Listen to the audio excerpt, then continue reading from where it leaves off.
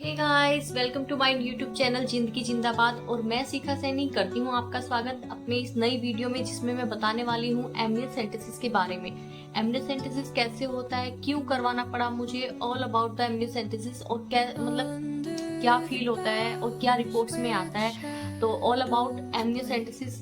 तो फिर चलिए स्टार्ट करते हैं वीडियो। बट उससे पहले अगर आपने मेरे चैनल को लाइक एंड सब्सक्राइब नहीं किया है, प्लीज कर दो। आई एम रिक्वेस्ट यार, आप लोगों के सपोर्ट से बहुत आगे जाना है। Secrets untold, carrying tales only the fool. तो वीडियो स्टार्ट करने से पहले मैं आपको बोल दूं कि मैं आप लोगों के साथ जस्ट अपना एक्सपीरियंस शेयर कर रही हूँ विद रिपोर्ट्स। तो अगर आप लोगों को कुछ प्रॉब्लम है इस टाइप की, तो पहले आप अपने डॉक्टर से कंसल्ट करें मेरी बताई हुई, क्योंकि सबका अलग अलग केस होता है, तो मेरी बताई बातों पे ना जाएं।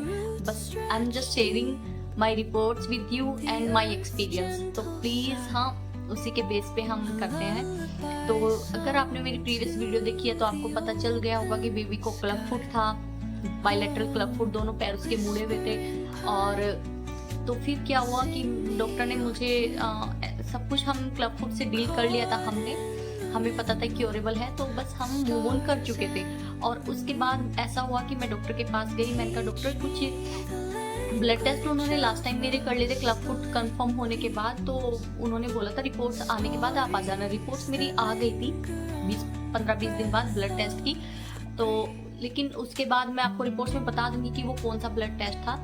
तो उसके बाद मैं डॉक्टर के पास गई 18 सितंबर को, और मैं मतलब इतनी ज़्यादा खुश थी क्योंकि मैं अपने मायके में जा रही थी 1-1.5 महीने के लिए, और आप लोग समझ सकते हो मायके जाने की खुशी।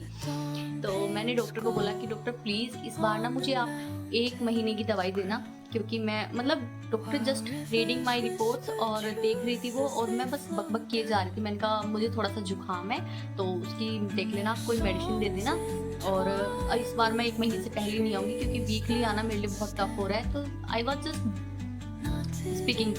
तो इतने में मुझे डॉक्टर ने बोला कि 1 मिनट बच्चे, आपको आपकी रिपोर्ट्स में तो प्रॉब्लम है। मैंने कहा क्या हुआ है? कि आपको तो अबॉर्ट कराना भी पड़ सकता है, और आपकी रिपोर्ट में तो प्रॉब्लम है, डाउन सिंड्रोम का रिस्क आया है, और 50-50% चांस है, और इफ़ ये पॉजिटिव आता है तो हमें अबॉर्ट कराना पड़ेगा आपका बेबी। और आप 20 वीक में चल रहे हो तो हम अबॉर्ट भी नहीं कर सकते, हमें हो सकता है नॉर्मल डिलीवरी के थ्रू वो कराना पड़े, बट हम इस रिस्क को लेके आगे आपकी प्रेगनेंसी कंटिन्यू नहीं हो पाएगी। मतलब इतना डॉक्टर ने बोला। मेरी सिस्टर भी मेरे बगल में बैठी थी, और इतना ही सुनने के बाद मतलब मेरे आंसू ऐसे बह रहे थे, और मुझे मतलब लिटरली कुछ समझ नहीं आया। डॉक्टर ने फटाफट कॉन्टैक्ट नंबर लिखा, एक डॉक्टर का नाम लिखा कि इनसे प्लीज़ अभी कॉन्टैक्ट करो, अभी के अभी जस्ट अपॉइंटमेंट लो, क्योंकि you are running your pregnancy और दिन बहुत जल्दी गुजर रहे हैं, तो आप प्लीज़ अभी के अभी डॉक्टर से कॉन्टैक्ट करो, अभी के अभी इनका अपॉइंटमेंट ले लो, और आप हॉस्पिटल जाओ, नोएडा कैलाश हॉस्पिटल, वहाँ पे ये टेस्ट होता है, यहाँ पे ये एमनियोसेंटेसिस आपको कराना पड़ेगा। मैंने सुना भी नहीं था, मुझे समझ भी नहीं आया एमनियोसेंटेसिस ना क्या होता है। 1-2 बार में तो बोला भी नहीं गया कि कौन सा टेस्ट भाई, कैसा टेस्ट, क्या होता है, मुझे कुछ समझ नहीं आया। उसके बाद मैं रिसेप्शन के सामने खड़ी थी मैक्स हॉस्पिटल के ना, देहरादून में। और जैसे मूवीज में नहीं दिखाता कि आप खड़े हो सेंटर में, आपके चारों तरफ लोग आ रहे हैं जा रहे हैं, बट आपको सब ब्लर दिख रहा है। मेरी आंखों से ऐसे आंसू बह रहे थे, मुझे कुछ भी नहीं दिखाई दे रहा था, सब कुछ ऐसे ब्लर ही हो रहा था, और मुझे कुछ समझ भी नहीं आ रहा था मुझे क्या करना है। तो मैं जस्ट गई, फोन निकाला मैंने, अभी भी मुझे थोड़ा सा इमोशनल हो रही हूँ, उसके लिए सॉरी। तो मैंने अक्षय को फ़ोन किया, अपने हस्बैंड को ना, मैंने उनको बोला कि, मैंने उनको कुछ नहीं बोला, मैंने उनको बोला आप आ जाओ, कुछ प्रॉब्लम हो गई है और कल नोएडा निकलना है सुबह ही, तो प्लीज़ आप आ जाओ। उन्होंने बोला ओके, मतलब ही इज़ वेरी अंडरस्टूड, और उन्होंने इतने में समझ गया कि कुछ बड़ी प्रॉब्लम है, ऐसे तो मुझे बुलाएगी नहीं, इतनी 2 से 12 घंटे लगते हैं जाने में। तो उन्होंने बोला ओके आई एम कमिंग। तो उन्होंने कुछ नहीं पूछा मुझे, पूरे रास्ते वो आराम से, मतलब फिर मैंने डॉक्टर को फ़ोन किया, श्रुति जैन के वहाँ पे कैलाश हॉस्पिटल में, मैंने उनसे बोला। उन्होंने बोला ठीक है, आप हमें अपनी रिपोर्ट्स भेज दीजिए। तो मैंने मतलब आप सोच सकते हो I am pregnant, already baby club foot है। उन सब चीज़ों से मूव ऑन करते करते करते ये सिचुएशन आ गई। और उसके बाद मैं उनको पहले अपनी रिपोर्ट्स भेजी व्हाट्सएप पे, कांटेक्ट लेके उनसे, फिर उन्होंने रिपोर्ट चेक करी, फिर उन्होंने अपॉइंटमेंट फिक्स किया। ये सब मैं खुद से करा रही हूँ क्योंकि दीदी थी साथ में, वो भी नहीं कर सकती थी, तो मैंने सब खुद से कराया। फिर मैं अपने ड्राइवर को कॉल किया, मैंने कहा आ जाओ। गाड़ी में बैठ गए। गाड़ी में बैठने के बाद फिर मैंने उस रिपोर्ट्स को सही से पढ़ा, फिर मैंने गूगल चेक किया, थोड़ा सा एक दो फ्रेंड से कांटेक्ट किया। लगभग 40-45 मिनट मुझे एनालाइज करने में लगे कि क्या क्या हो सकता है, क्या होगा, क्या मतलब सब कुछ। उसके बाद आई स्टार्टेड क्राइंग, मैंने रोना स्टार्ट किया। और मतलब इतना मैं रोई क्योंकि मुझे ऐसा लगा था कि अब तो मेरा बेबी गया, अब कुछ नहीं हो सकता, क्योंकि ऑलरेडी क्लब फुट है। बोलते हैं ना कि कुछ बच्चे ऐसे होती हैं जिनके पैर भी मुड़े हुए हैं, उनका दिमाग भी थोड़ा सा मेंटली मतलब होगा। डाउन सिंड्रोम का मतलब ये है कि आपका बच्चा मेंटली रिटायर्ड है। तो मुझे हो गया था, मैंने कहा शायद होगा।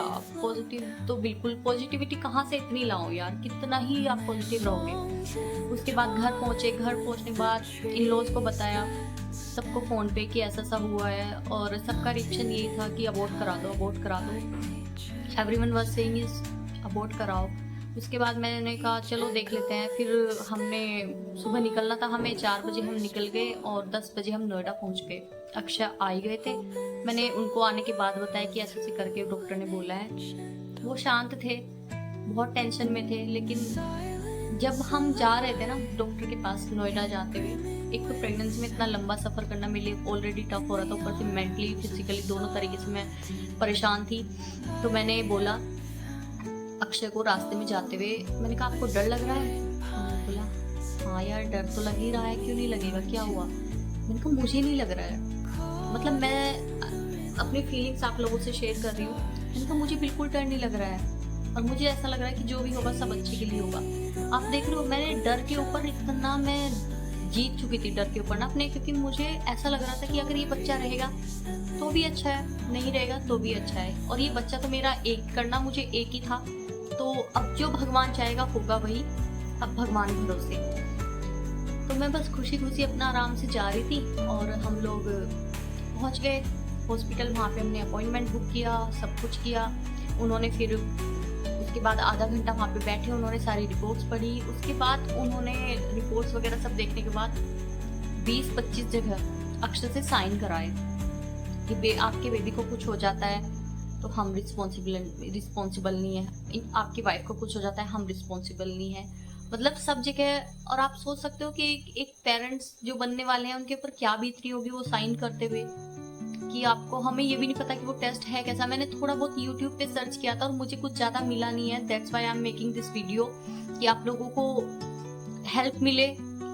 बाई चांस आपके साथ ऐसा हो, भगवान करे ना ही हो, बट हो तो आप लोगों को हेल्पफुल हो जाए, तो इसलिए मैं ये वीडियो बना रही हूँ। तो मैंने कहा ठीक है। तो फिर उसके बाद हम डॉक्टर से गए, डॉक्टर ने बोला कि it's like a blood test और इतना कुछ वो नहीं है, आप घबराओ मत, मतलब थोड़ा बहुत उन्होंने बताया। मैंने कहा ठीक है। तो मैं ऐसा था कि मैंने कहा ठीक है कोई दिक्कत नहीं है, बट जब उन्होंने बोला ओटी में चलो, मैंने कहा ओटी में कौन सा ब्लड टेस्ट होता है यार। ओटी में गए, ड्रेस चेंज कर लो, फिर वहाँ पे बहुत सारे इंस्ट्रूमेंट रखे हुए थे, उनको देख के मुझे डर लग गया कि होने क्या वाला है। फिर उन्होंने समझाया कि आपका जो बेबी जिस पानी की थैली में होता है ना अंदर, तो हमें उससे पानी चाहिए 30 ml, आई थिंक 30 ml था, तो हमें वो पानी चाहिए। उस पानी को हम टेस्ट के लिए भेजेंगे, और वो मुझे नहीं पता था वो लोग कैसे लेने वाले थे। तो उन्होंने मुझे लेटाया, मैं लेट गई, लाइट वाइट सब ऑन हुई, लाइक ए ओटी। उसके बाद 4 लोग थे मेरे पास, 2 नर्सेस 2 डॉक्टर। एक डॉक्टर जो अल्ट्रासाउंड कर रही थी, मतलब वो बेबी की मूवमेंट्स कंटिन्यू चेक कर रही थी कि बेबी कहाँ है, कैसे है, क्या है। और दूसरी जो डॉक्टर थी उन्हें एमनियोसेंटेसिस करना था, स्पेशलिस्ट थी वो एमनियोसेंटेसिस की ना। तो बाकी जो 2 थी उन्होंने मेरे हाथ और पैर की तरफ खड़ी हुई थी, एक तरीके से मुझे पकड़ा हुआ था। मुझे तो वहीं पे रोना आ गया कि यार होने क्या वाला है, क्योंकि पता नहीं है। फिर उन्होंने क्या किया कि आपको एनेस्थीसिया वो दे नहीं सकते प्रेगनेंसी में, ठीक है, और आपको वो बर्दाश्त ही करना पड़ेगा। 22 mm की एक इतनी बड़ी नीडल होती है, सुई ना, तो वो आपके यहाँ पे ऊपर पेट पे नाभि से जस्ट इतना नीचे, वहाँ पे वो इंजेक्ट करते हैं उसको, और मतलब 20 मिनट्स तक ही मैक्सिमम ये टेस्ट चल सकता है। मेरा 17 मिनट्स चला था, 17 मिनट तक मेरा ये टेस्ट चला था। और वो उस नीडल को मतलब डालते हैं और निकालते हैं बार बार, क्योंकि बेबी क्या है ना, मूवमेंट कर रहा होता है। तो ये ध्यान रखना है एक डॉक्टर को कि बेबी ना आ जाए, बेबी को नीडल ना लग जाए, और गलती से वो जो थैली है पानी की वो रैप्चर ना हो जाए। तो ये सब वो करते हैं, और वो पेनफुल, इतना पेनफुल होता है कि एक तो डर इतना लग जाता है आपको, और ऊपर से आपका बेबी भी अंदर डर रहा है, और आपको मतलब मेरी तो लिटरली मेरी आंखों से ना आंसू बहते बहते सूख ही गए, आंसू ही खत्म हो गए थे। 17 सेकंड आप नहीं बर्दाश्त कर सकते, और 17 मिनट मैंने वो पेन लिया है, और वो बार बार उसको इंजेक्ट कर रहे हैं फिर निकाल रहे हैं, मतलब it was very painful, very painful. उसके बाद फिर मैंने कहा चलो ठीक है, जैसा होगा, जो हुआ ये सब टेस्ट चला। फिर डॉक्टर ने फटाक से जब वो टेस्ट खत्म हुआ बोला कि इनको फटाफट एडमिट कराओ, रेस्ट दो प्रॉपर।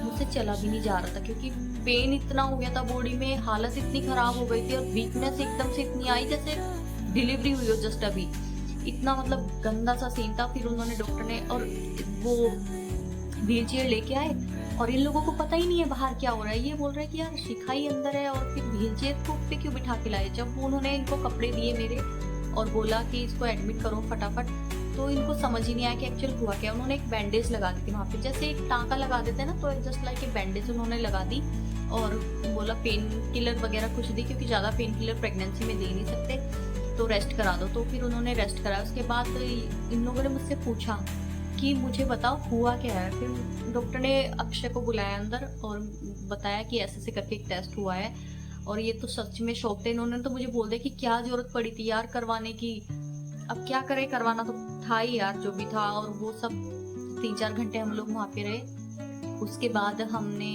सोचा कि अब क्या करना है, तो हम लोग निकल गए वहाँ से। और उस दिन मुझे लिटरली पता चला कि जब आप हाईवे पे भी चलते हो ना, तो उस पे भी गड्ढे लगते हैं। हालांकि बहुत भैया जो थे वो बहुत प्यार से गाड़ी चला रहे थे, बहुत प्यार से, स्मूथली, बट मेरे लिए वो इनफ नहीं था यार। मैं बहुत पेन में थी, मैं लेटी हुई थी, और मतलब एक एक गड्ढा मुझे जैसे फील हो रहा था ना, मेरे आंसू बह रहे थे। कई जगह गाड़ी रोकी कि चलो थोड़ा सा मूव करूं, लेकिन हो ही नहीं पा रहा था मुझसे, ना उठा जा रहा था ना बैठा। कंप्लीट बेड रेस्ट पे मुझे कर दिया था 15 दिन के लिए, और मेरी सिचुएशन भी बेड रेस्ट वाली थी। ऐसा नहीं था कि डॉक्टर ने बोला था, थी वो सिचुएशन ना, मुझसे उठा बैठा नहीं जा रहा था। 1-2 दिन अक्षय मेरे पास रुके, मैं मायके में ही थी, मेरे इन-लॉज भी आ गए थे देखने। फिर 10-11 बजे हम लोग घर पहुंचे। फिर 15 दिन लगे वो रिपोर्ट्स आने में। 15 दिन तक मेरी जो हालत थी वो मैं आप लोगों को बता नहीं सकती, बहुत गंदी हालत थी। और मुझे पता है वो सब कैसे, मतलब आपको ये नहीं पता कि बेबी एक्चुअली क्या ना, बेबी ने मूवमेंट भी स्टार्ट कर दी थी पेट में ना, और मुझे नहीं पता ये बच्चा रहने वाला है या नहीं रहने वाला है। और मैं बस पता ही नहीं, अलग सी दुनिया में थी कि यार क्या करूं, समझ ही नहीं आ रहा। वो मूवमेंट करता है तो खुश हो जाऊं क्या, पता नहीं कल रहेगा या नहीं रहेगा, रिपोर्ट्स में क्या आने वाला है। इतना डर चुकी थी मैं उस टाइम पे। बहुत सारी चीज़ें हुई, घर वालों ने भी माता रानी का जागरण बोल दिया कि करा देंगे, बच्चा ठीक हो गया। बहुत सारी चीज़ें, मतलब घर वाले भी प्रॉपरली डर चुके थे, कुछ समझ नहीं आ रहा था। डॉक्टर ने बोला था कि जिस टाइम भी रिपोर्ट्स आ जाएगी मैं आपको बोल दूंगी। फिर भी मैं उनसे कांटेक्ट कर रही थी 8 दिन के बाद कि आ गई क्या रिपोर्ट्स कब तक आएगी। वो बोलते वी नो कि आप डरे हुए हैं बहुत ज़्यादा, हर किसी पेरेंट्स को डर लगता है, बट हम बता देंगे आपको, आप टेंशन ना लो। मैंने कहा ठीक है, जैसा भी होता है। फिर उसके लगभग 10-15 दिन बाद 2 अक्टूबर को मेरी रिपोर्ट आई थी, 19 को टेस्ट हुआ था, तो 15 दिन ही समझो आप। रिपोर्ट्स आई, डॉक्टर ने मुझे बोला आपकी रिपोर्ट्स बिल्कुल नॉर्मल है, आपका बेबी एकदम नॉर्मल है, टेंशन फ्री हो जाओ और मज़े लो, कुछ नहीं हुआ है, बस अब सब बढ़िया है, अब सब कुछ अच्छा चल रहा है, आपकी लाइफ में कुछ भी नहीं होने वाला, मस्त एकदम मज़े करो। वो मोमेंट इतना मैं रोई ना, उसके बाद इतना रोई मैं कि भगवान, मतलब ये क्या था, ये कैसे, मतलब मैंने बर्दाश्त कर लिया। बस वो कहते हैं ना कि जो आपकी किस्मत का दुख होता है ना, वो आपको मिलेगा, 100% मिलेगा, इसलिए बस कर्म अच्छे करते जाओ। और उसके बाद मुझे, अब मैंने कहा सब कुछ बढ़िया है, तो एमनियोसेंटेसिस खत्म हो गया। फिर हम डॉक्टर के पास नेक्स्ट डे गए रिपोर्ट्स लेके। डॉक्टर ने बोला ओके अब सब कुछ ठीक है, अब कुछ करने की ज़रूरत नहीं है। फिर भी डॉक्टर ने मेरी फीटल इकोकार्डियोग्राफी कराया था। अगर आपको उस टेस्ट के बारे में जानना है तो बता देती हूँ मैं, उसमें कुछ खास नहीं है। बच्चे की जो धड़कन है वो चेक करते हैं, 10-15-20 मिनट का टेस्ट होता है। वो सिकुन हॉस्पिटल में हुआ था देहरादून में। उसमें कुछ खास नहीं है, आपका बस लाइक अल्ट्रासाउंड है, तो वो कोई इतनी बड़ी चीज़ नहीं है। बच्चे की हार्ट बीट, हाँ बच्चे का एक तरीके से हार्ट बीट क्या, बच्चे का पूरा हार्ट चेक करते हैं वो। मुझे समझ नहीं आया जब मेरा एमनियोसेंटेसिस हो गया तो डॉक्टर ने फीटल इकोकार्डियोग्राफी क्यों कराई, क्योंकि एमनियोसेंटेसिस में बच्चे की एक एक चीज़ उन्होंने बता दी, ब्रेन, हार्ट, सब कुछ उन्होंने एक एक नस पता चल जाती है एमनियोसेंटेसिस में, तो सब कुछ बता दिया था। तो मुझे नहीं लगा कि उसकी कोई नीड थी, क्योंकि सब डॉक्टर्स ने यही बोला कि फीटल इकोकार्डियोग्राफी की कोई नीड नहीं, बट उन्होंने कराया तो हमें करना पड़ा, क्योंकि डॉक्टर्स इतना डरा देते हैं ना यार पेशेंट को। आप सोच रहे हो डॉक्टर ने मुझे होप देने की बजाय मुझे डरा दिया था कि हमें तो डिलीवरी अबॉर्ट कराना पड़ेगा बेबी, हमें नॉर्मल डिलीवरी के थ्रू करना पड़ेगा। ये कितना डर जाता है इंसान यार ऐसी चीजों से। आपको पता है 50% चांस है ठीक होने के, तो एटलीस्ट आप ठीक होने पे यार फोकस करो ना, मत डराओ पेशेंट को। वो भी एक प्रेग्नेंट लेडी को। क्या बोल सकते हैं, डॉक्टर्स हैं, कुछ नहीं बोल सकते यार। तो ये थी एमनियोसेंटेसिस की कहानी। तो अगर आप लोगों को सच में मेरी वीडियो और रिपोर्ट्स मैं आपको दिखा देती हूँ, हाँ सॉरी मैं भूल गई थी, तो पहले आप मेरी रिपोर्ट्स चेक कर लो।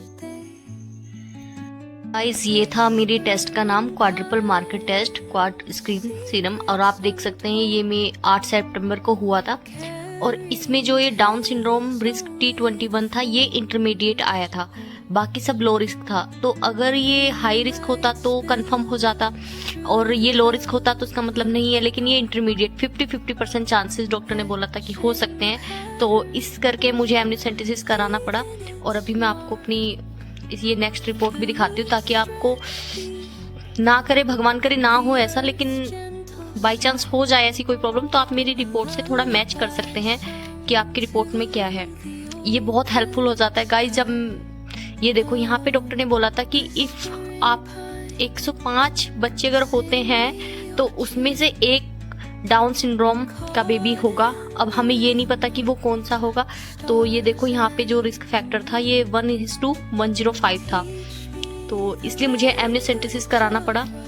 तो उसी की है ये रिपोर्ट्स। और ये थी एमनियोसेंटेसिस की रिपोर्ट्स जो मैंने आपको बताया अपना पूरे टेस्ट के बारे में। तो ये था रिजल्ट, इसमें लिखा आ गया था कि नॉट डिटेक्टेड। और ये पूरी आप देख सकते हो कितना टाइम था, क्या था, कौन सी डॉक्टरनी थी, कौन सा हॉस्पिटल था, सब कुछ मैं आपको बिल्कुल दिखा रही हूँ। 19 सितंबर की को हुआ था मेरा टेस्ट और रिपोर्टिंग 2 अक्टूबर को आई थी। आप देख सकते हैं 10-15 दिन लगते हैं इसकी रिपोर्ट्स आने में ना। ये देखो आप पूरी रिपोर्ट्स इजीली आप कर सकते हो। आई थिंक अच्छे से आपको शो करा रही हूँ मैं। तो ये आई थी मेरी रिपोर्ट्स डाउन सिंड्रोम की ना।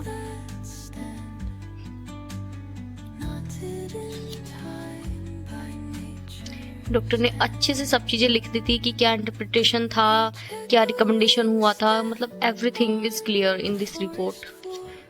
और ये उसी दिन की है जब डॉक्टर से हम मिलने गए थे, स्पेशलिस्ट ओपीडी में, मतलब हम डॉक्टर से मिले। अपॉइंटमेंट तो हमने पहले से ही ले लिया था।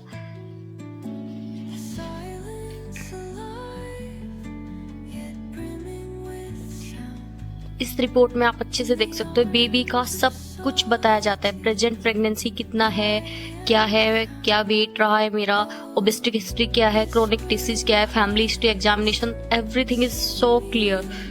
और बेबी के बारे में भी सब कुछ बताया जाता है कि बेबी का हेड कैसा है, ब्रेन कैसा है, कहाँ पे है, फेस किस टाइप का है, सब कुछ आप देख सकते हो पूरा एग्जैक्ट। हार्ट के बारे में सब कुछ, एब्डोमिनल वॉल, जीआईटी, यूरिनरी, सब कुछ यार। मतलब एमनियोसेंटेसिस एक तरीके से बिल्कुल क्लियर हो जाता है आपके बेबी के बारे में, कि आपको पूरा पता चल जाता है।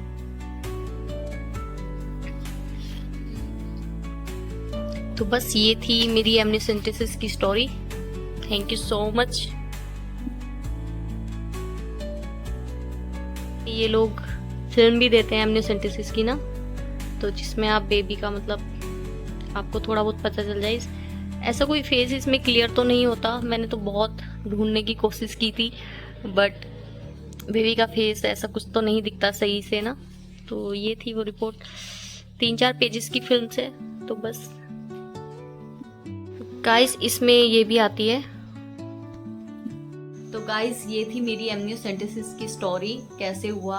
अगर आप लोगों को इसमें कुछ भी ऐसा लगता है कि हाँ मतलब आपको सपोर्ट, मतलब आपको हेल्प मिलती है कैसे भी, और अगर आप इस वीडियो को देख रहे हो तो please like and subscribe guys, please, I humble request you. और मेरे लिए बहुत अजीब है ये सब बताना, अपनी स्टोरी शेयर करना, लेकिन मैं ये इसलिए भी बता रही थी क्योंकि जब मेरे साथ ये सब चीज़ें हुई तो मुझे हेल्प नहीं मिली थी यूट्यूब पे ना इतनी ज़्यादा, तो मैं जस्ट इसलिए कि लोगों को हेल्प मिल जाए, जस्ट लाइक इसलिए मैं ये कर रही हूँ। तो I humble request you, please like and subscribe guys. अभी नेक्स्ट वीडियो भी मेरे आने वाली हैं काफ़ी, बेबी केयर के ऊपर भी। तो अगर आप मम्मा बनने वाली हो या बन गई हो तो प्लीज़ लाइक एंड सब्सक्राइब मेरी अनदर वीडियोज़ के लिए। Okay guys, bye bye, take care. gentle side.